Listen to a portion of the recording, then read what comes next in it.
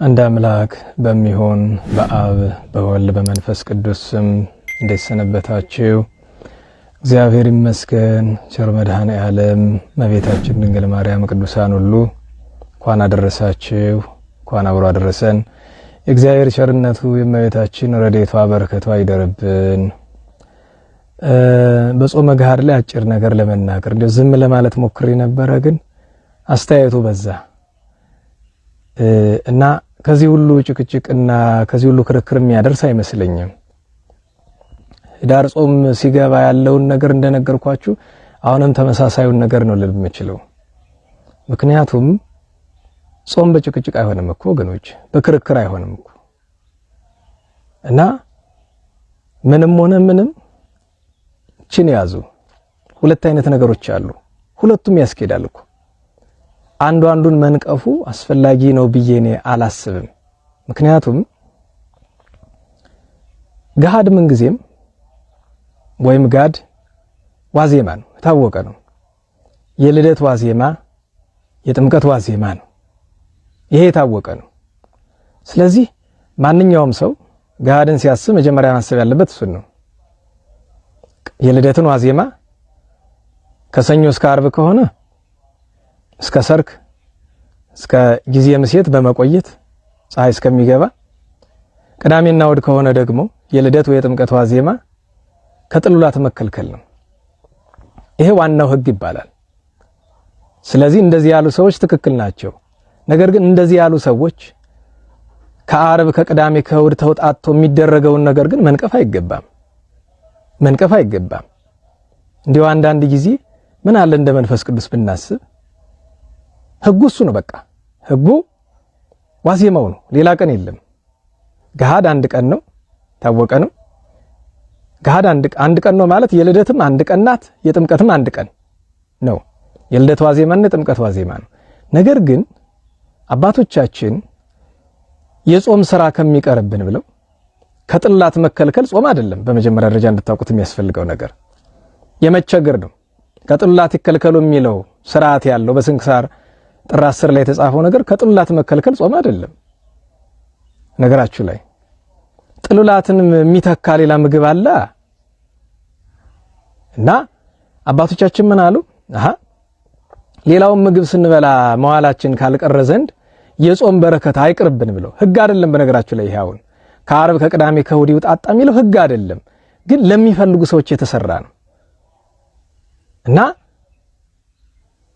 እንዲያውም እሑድና ሰኞ በሚውልበት ቀን ነው። ጥምቀት እሑድ ቢውል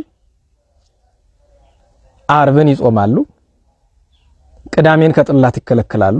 ዓርብን እስከ 12 ይቆዩና ቅዳሜን ከጥላት ተከልክለው እሑድ ጥምቀት ነው።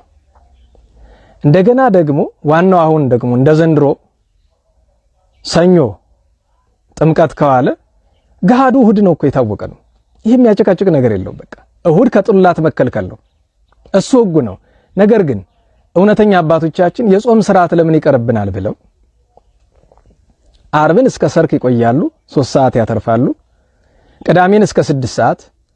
በሕንጻ መነኮሳት የተጻፈው ነገር እኮ ለሁላችን ነው። በሃይማኖተ አበው ሕንጻ መነኮሳት ላይ የተጻፈው አንድ ክርስቲያን በዕለተ ቀዳሚት ሰንበት ሰለስቱ ምዕት እኮ ነው የተናገሩት። አንድ ክርስቲያን በቀዳሚት ሰንበት እስከ 6ም እስከ 7ም ልቆይ ካለ ይችላል።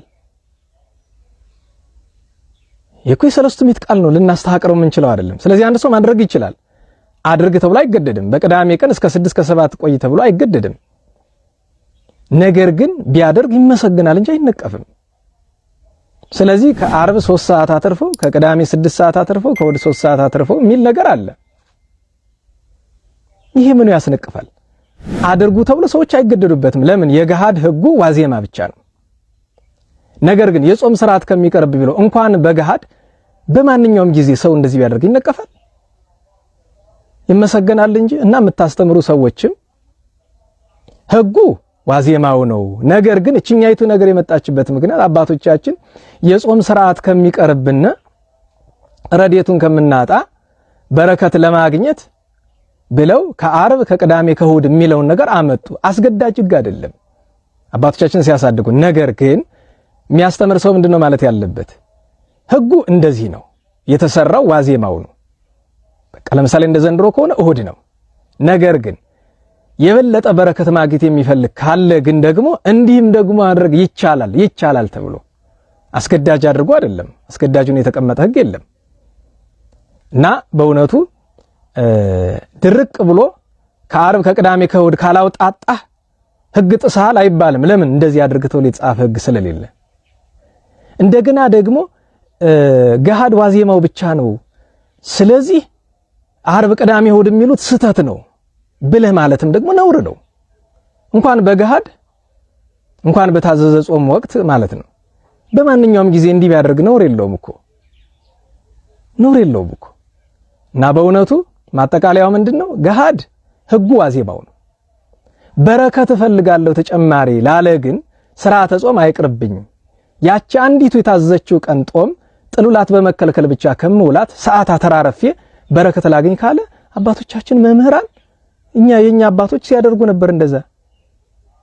ግን የማያደርገውን ሰው አይነቅፉትም፣ የሚነቅፈው ሕግ ስለሌለ እና ማጠቃለያ ወሰኑ ሕጉ ዋዜማው የበለጠ በረከት የጾም ስርዓት ይፈጸምልኝ ላለ ግን አባቶቻችን ቅድስና ያላቸው እውነተኞቹ መምህራን ሲያደርጉት እንደነበረው ከዛሬ ከዓርብ ከነገ ከቅዳሜ አድርጎ አተራርፎ 12 ሰዓት ይሞላለታል። ምን ነውራለ? ምን ያስነቅፋል? ይሄንን የሚያደርግ የበለጠ ይመሰገናል።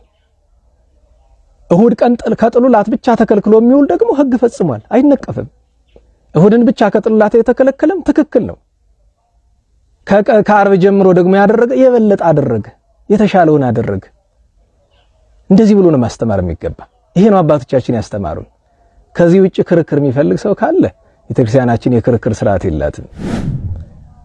በዓሉን የሰላም የፍቅር አንድነት አድርገን እንኳን ተጨቃጭቀ ነው እንዲህ ጾመነውም እግዚአብሔር እየተቀበለን አይደለም፣ ክፋታችን በዝቶ እና ወገኖቼ የተባረከውን ያድርግልን። አውደ ዓመቱን የሰላም የረድኤት ያድርግልን። ለቸሩ ለእግዚአብሔር ለአምላካችን ክብር ምስጋና ይድረሰው።